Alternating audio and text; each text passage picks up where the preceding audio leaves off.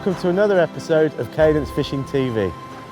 And I'm salmon fishing this week up in the very north of Scotland in Caithness, and we're fishing on the River Thurso, which is a river I've grown to really love. I fish here every year with my friends. We come for a week's fishing in the spring and also at the back end in September. And just to set the scene, this is beat 2, and we're fortunate that we've had some good rain in the last few days, so the river's about a foot up and we've got some absolutely fantastic conditions. I'm sharing a rod today with my great friend and brand ambassador Ian Gordon, and Ian's fishing up on the mill pool at the moment, so I'm just going to let him fish through the pool, and I think I'll go and have a chat with him and find out what he's doing and how he's getting on.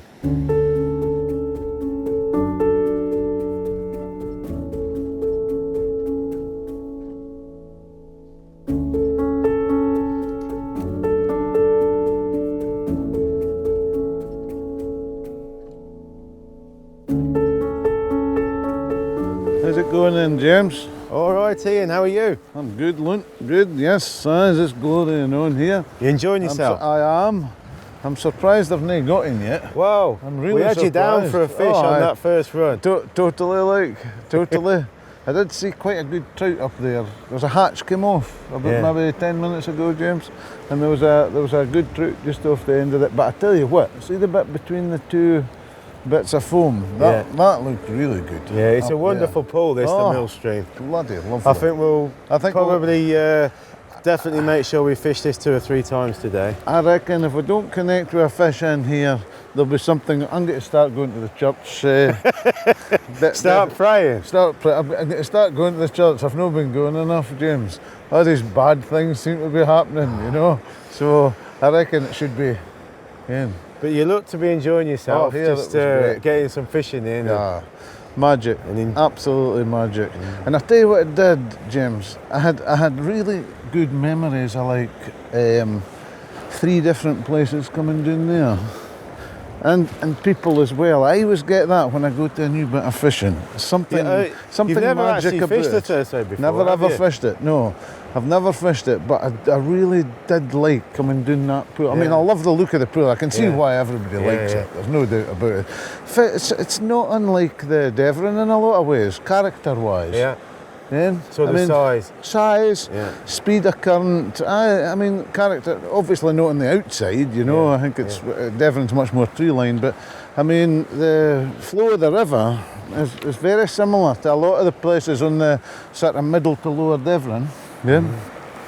Well, the great thing about the river is the beats are so long. I mean, we've got 2 rods today. We've got Stu fishing down the bottom of beat 2, and obviously we're sharing a rod. Yes. But I mean, honestly, you'd struggle to fish the whole beat in a day. And I think that's fantastic, and it's true of pretty much all the beats on the river. Well, there's so much to go at. For me, we talked about this last night, James, and for me, that really epitomises good management of a salmon river. Yeah, you know, it's not overriding. Definitely so the fish aren't getting too absolutely. Yeah. I mean, it's a wild resource, and everyone knows there are not as many as there were in the past. So you have to treat it that way, you know. Treat it gently, you know. Don't hound it and splash around, and you know, a dozen people fishing when there should only be 2.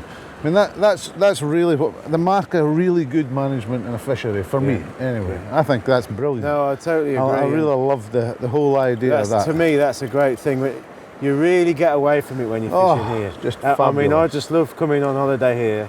Switch my phone off. You know, go out for the day, and I just find it so relaxing. As you say, well, relaxing's what I've had coming down there, James, because.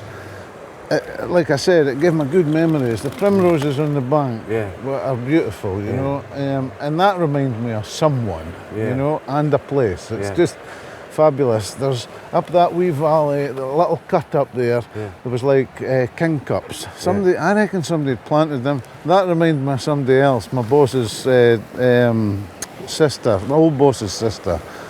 And then I had the railway behind me. That reminded me of Gowla, hearing the train coming, chugging down the valley, you know. It's all those things, and then you hear the skylark. That's it. That was the other one. I was watching the Harrier up there. Fantastic. I mean, it's just like. fantastic. It is. It is. So I think, Ian, Yeah, we've given that a good go. We'll have. I think we're going to walk down now. We're going to miss these next two pools, and we're going to go and fish Lower Buckies, I think it's Lower called. Buckies. You'll like that Lower one. Buckies. So we'll try that. I like Buckies. Good fish shop in Bucky. Let's do that then, all right. Definitely. Aye. I'll maybe actually give you this rod back, James, because you're obviously left-handed and... Oh, right. I mean... You're struggling with it. Well, my God. Aye. I wouldn't be doing... Khaki-handed. I wouldn't be doing anything else in my left hand, that's for sure. Must have been a knot in here when I picked the rod up, James. Oh, was there? A wind I think so. I wasn't so sure about that, but I'm not thinking that you'd ever get a wind knot, obviously. It must have been me. The wee varmint, look at him. Little varmint. There we go. Nice fly though. That was Davey that gave us that, eh? Davey gave us Davey that. gave us One of that. the gillies who looks after us, and yeah, nice loon. he recommended that. Cracking looking fly. He's caught 3 fish off with that fly last week, and our mate Nigel caught 2 beauties yesterday on that fly. Oh, I'm going to take a picture of it for Leslie. Yeah, Leslie will have them all tied up, different forms with tubes and God knows all what. Yep, good stuff, pal.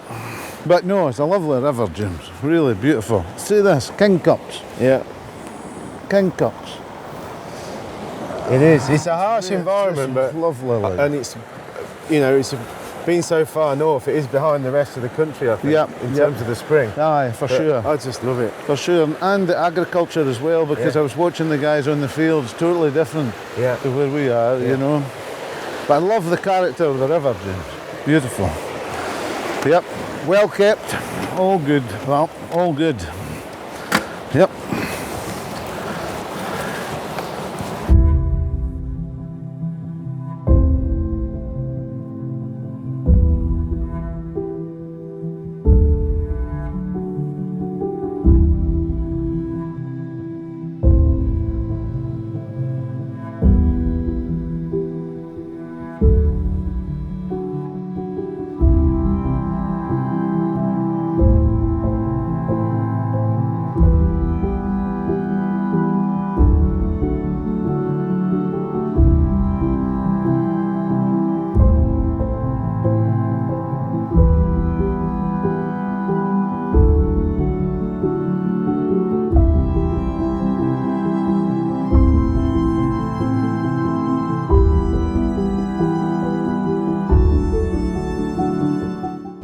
So Ian, the weather's taken a bit of a turn for the worse for a moment. Aye. Typical Caithness kind of day. Aye, well it's just northeast Scotland, that's where it is. Well, it's far north of Scotland here. But we don't mind the water, and fine. it's good fishing conditions. But I thought we'd just reference the rods we're using today. Yep. We're using a 12'6" version. Yep. Tell us about your thinking there. So, I mean, size of river, James. We're going to have some great fun with these springers on these when we catch them on it, with no doubt about it.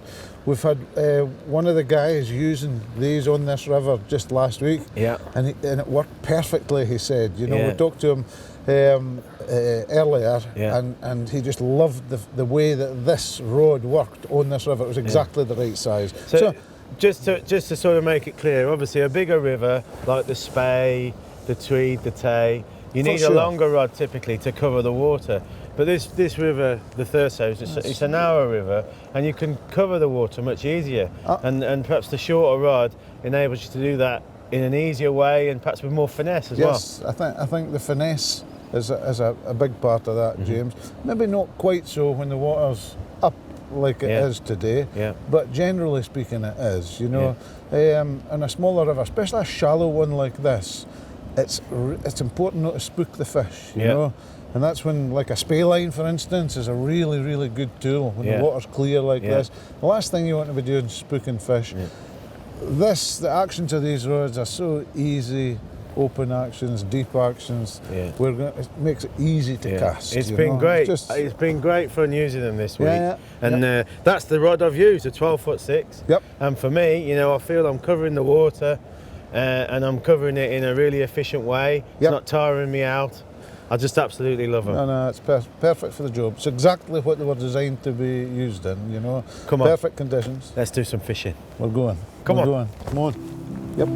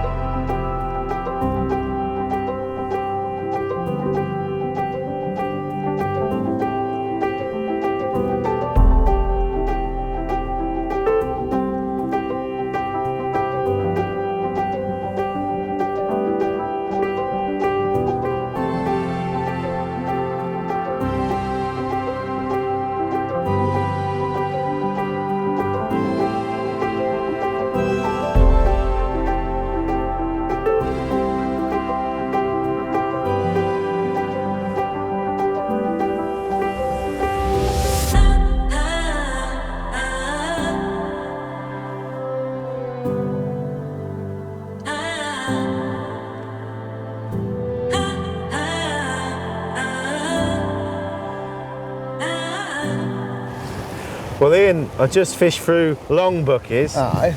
And it was beautiful. One of my favourite pulls on beat too, this one. But I like to fish through quite quickly. Yep. And no result again, but... Well, but the fish have to be here, James. I mean, this is just the type of pools that you're going to see fish stopping off in, just for that wee minute. Yeah. And basically, for me, it's spring fishing Okay, it's a different river, new river to me, but the tactics are kind of the same. Yeah. I mean, you're searching for these fish. I always remember you kind of called it hunting for them when you're fishing like this. That's it, Yeah. absolutely. And I mean, what a lovely place to do it, because there are so many potential places that you could be catching fish, and a lot of places that a fish might just be potentially sitting into and holding on just before they head upstream again, you know. So, well, you've set your rod up now, haven't you, with the right reel? I have. I've definitely got it with the right hand reel. With the, you know, because there's something about reeling with your right hand. You know, it's just right. I think because of my sort of past with course fishing, always reeling with my left, then that's why I use it that way. There's so many people, you know, that argue the point about right and left hand line.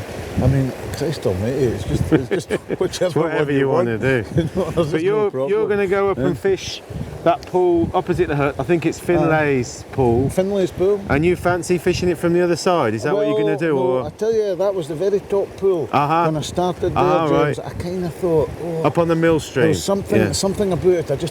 When I went up there, James, I saw the inside corner at the other side, and I thought, I can easily reach it. Yeah. So I decided to have a go with a long line. Yeah. Pop it over in there. But my gut instinct was to get over there and fish it with a shorter line from the other side. Okay, got you. So the first time doing, I've done it that way. Second time doing, I think I'm going to pop over to that other side and have a wee obviously, go. we've got both banks, so that's another great advantage. And many times when it's a windy day, which you want on the Thurso, you can get the wind behind you to help with the casting. So sure. Let's go and do that, We'll do it. What was the thing again that they say? 6 inches of David ripple? says 6 inches of ripple is equivalent to 6 inches of rising water. On the so I think, you know, the river is a shallow river. Yeah. When it's flat calm, it's easy to spook the fish. Yeah. So that ripple wind really helps, particularly on some of the slower beats, like up on 7, 6, 5. There's some slower sections that can be very productive. Just a different way of fishing, but wind is pretty much essential for that. It's really interesting. Doesn't come into my way of thinking on this. No. Really interesting. It's different, and but the different does similar. You see. Right then, come on, let's go and do it. We're going.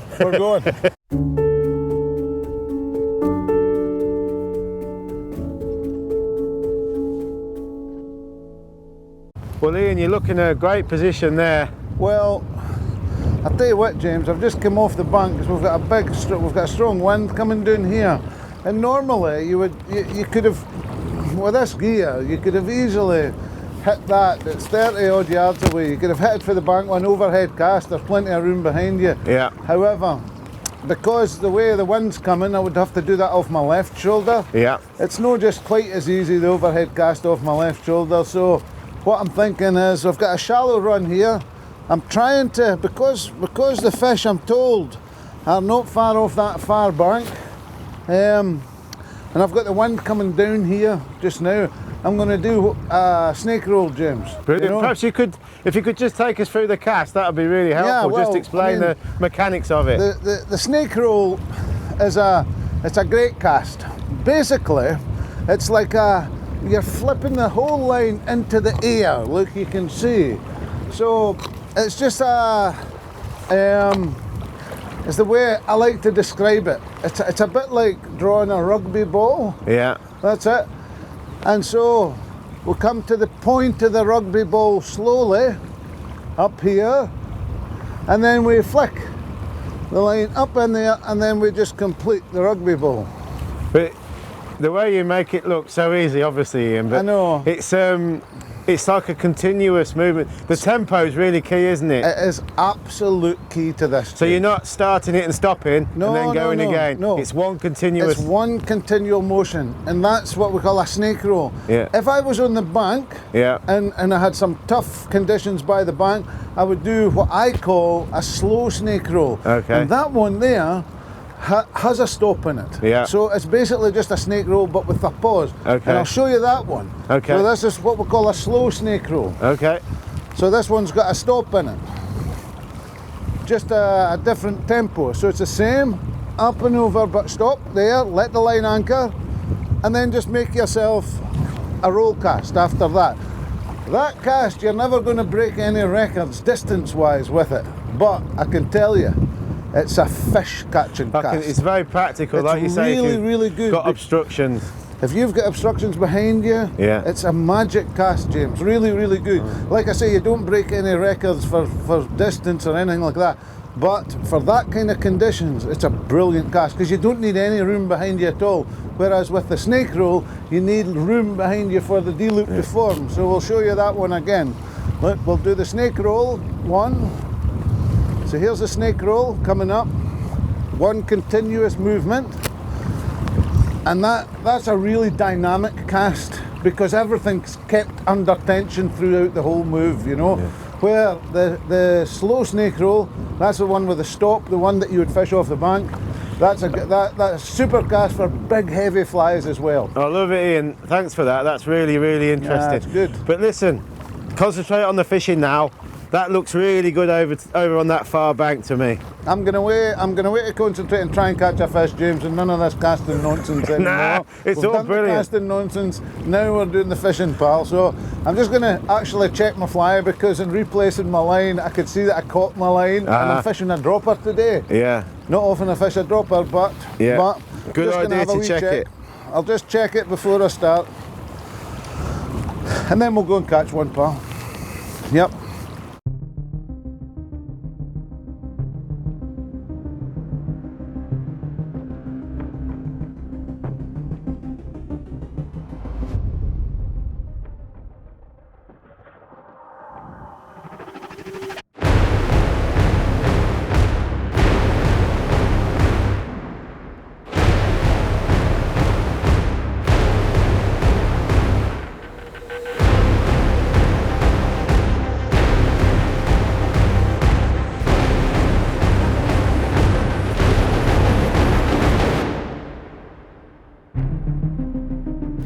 Ian, I'll probably try and bring him just a bit down below me. What do you think? Yep. He's pretty tired now.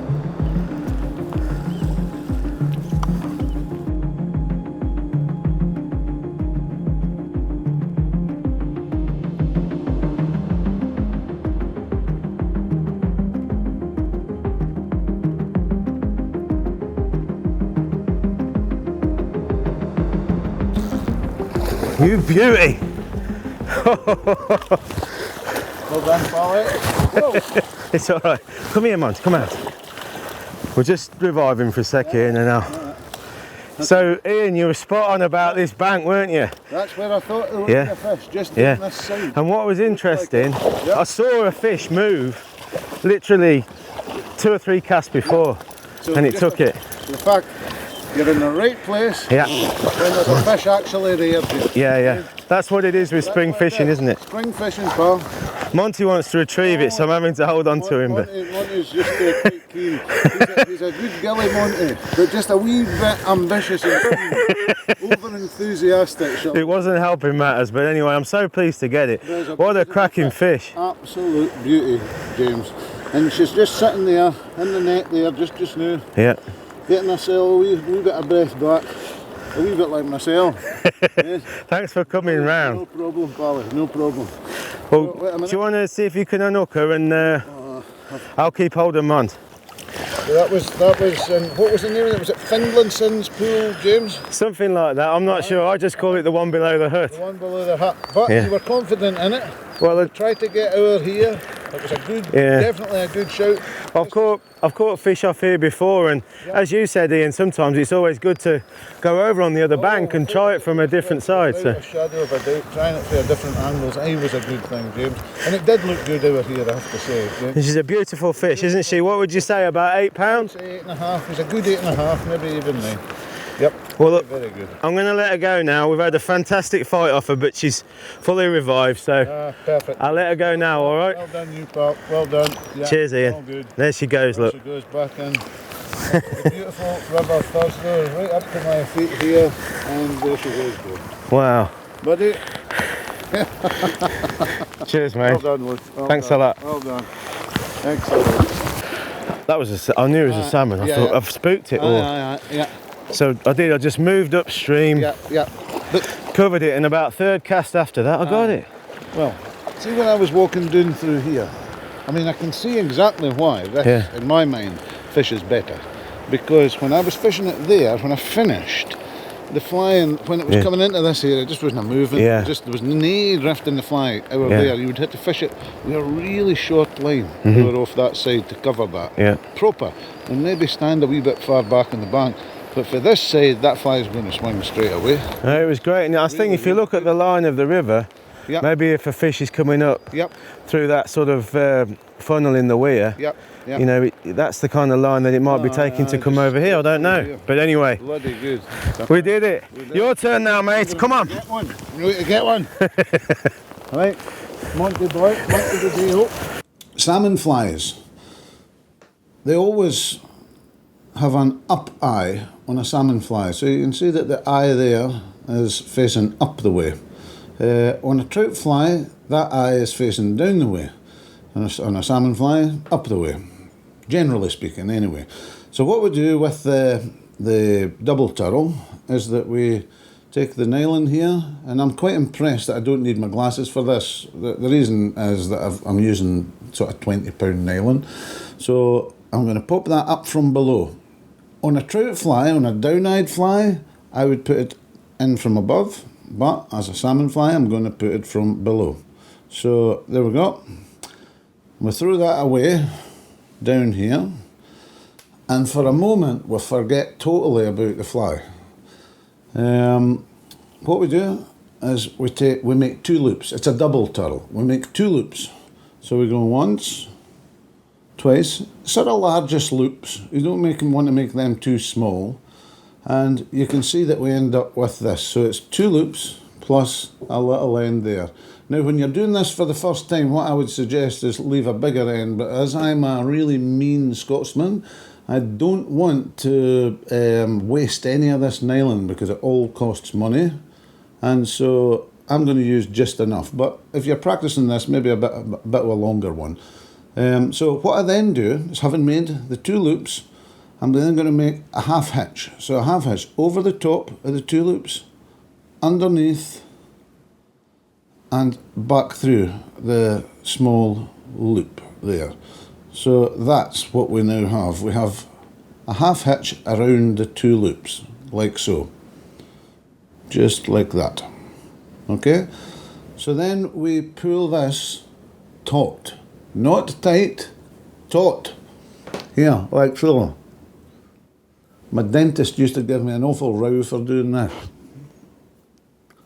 So we pull it taut. The next phase is really important because you can see that this little end is facing away from me here, there just now. So I don't want it like this, facing towards me. I want it facing away from me. Then I'm going to take the fly and I'm going to drop it like so, back onto the knot. Look, with the little end facing away from me, just like that. I'm going to trap the knot between my thumb, forefinger and the eye of the fly, and then I'm going to pass the fly and, importantly, this little end here through the 2 loops. I'm going to use this finger to trap the 2 loops there, and now I'm going to, because my hand's clear again, I'm going to take the little end and I'm going to push it onto the shank of the hook, like so. Once that is trapped on the shank of the hook, I can then let go again with my right hand. It leaves me with this 2 loops with the knot right on top of the eye of the hook, and I start pulling. Now, here's the tricky part as well. Not so tricky, but very important. So what we do is, as we pull this, you'll see one of the loops go smaller. There. Never keep pulling or you'll get a curl in the line.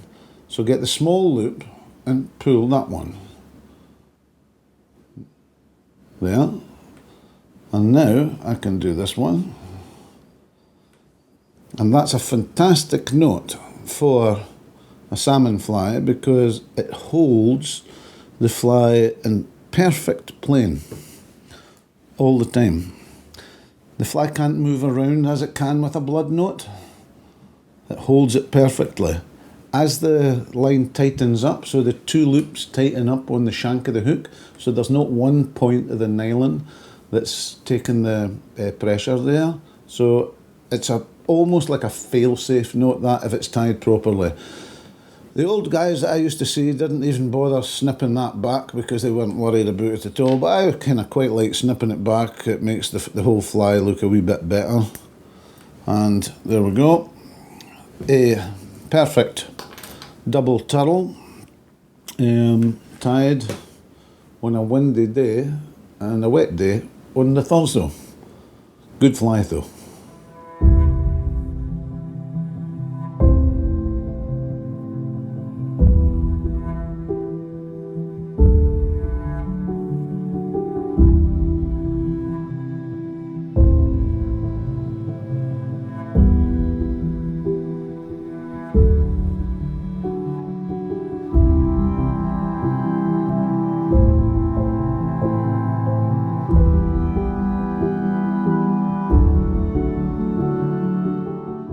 Right, okay. Right then, Ian, that was interesting, wasn't it? Yep. We've had a good go in the mill stream, and we've seen some fish. For sure. So I saw a nice fish head and tail. Yep.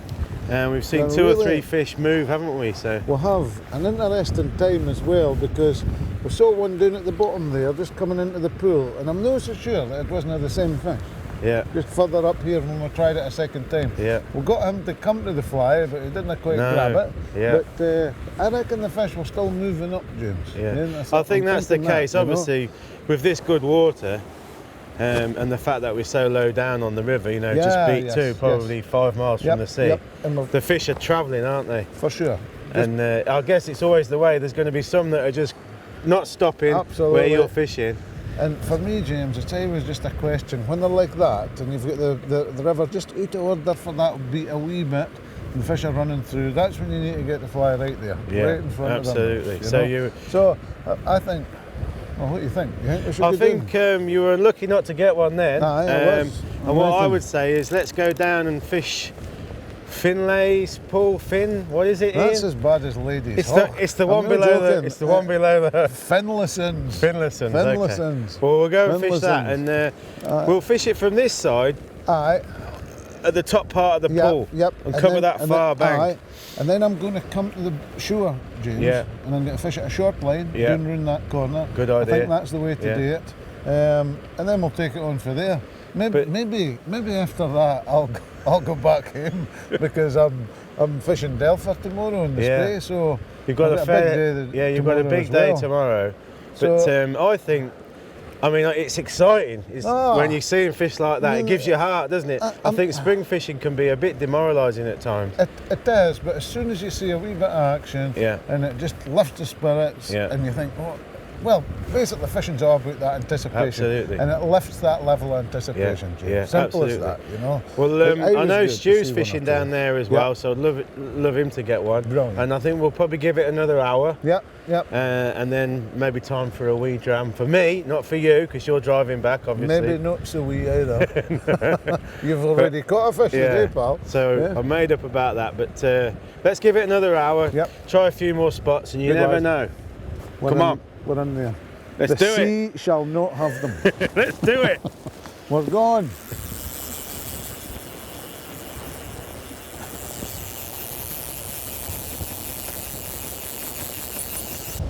Well, Ian, I think we're going to call it a day. You've fished hard, and the weather's taken a bit of a turn for the worst, hasn't it? It's getting quite cold now. A wee bit, That easterly's coming in right down the river and this bit of it, James. But I tell you, I've really enjoyed the day, particularly this afternoon, fishing this pool in here.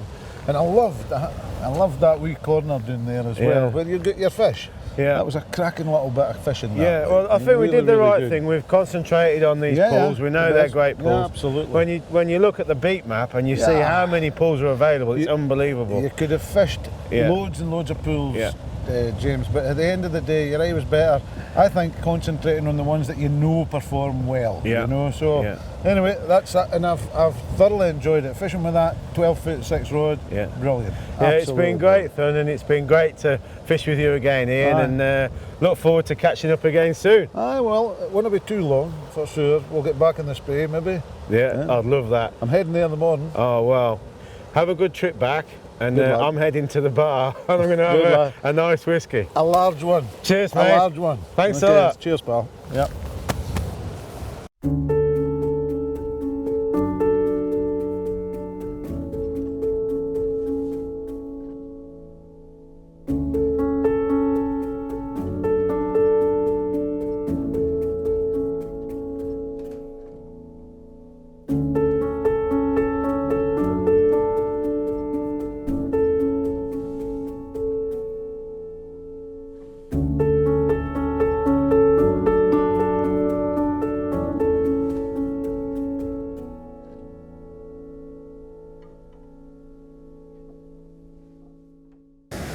I'm just about to start fishing again on the River Thurso. This is beat 13. Beat 13 is the top beat that we fish on the river, and you can see that this is Loch Moor above the dam, and we're so lucky to have this water. We've got over a foot of water now, which is setting up really nicely for the rest of the week for us. And there was a lot of fish running yesterday, so we're all full of anticipation for today. But you can see the salmon ladders there that the salmon will be running on now with this height of water, and once they're into Loch Moor, they're basically free then. The river comes in over on the far side, and there's as much of the river above the loch as there is below, so it's a fantastic sanctuary for the fish. The other great advantage is when we've got water like this in the loch, one of the gillies was telling me that there's a month's worth of flow on the river, so it's a fantastic resource to have this, particularly on a spate river like the Thurso, a shallow river, because it does help to guarantee some fishing when there hasn't been some rain. Well, I'm going to get fishing now. I just wanted to thank the staff at the Obster Arms for looking after us, all the gillies, and I'm really looking forward to the rest of the week. Thanks for watching.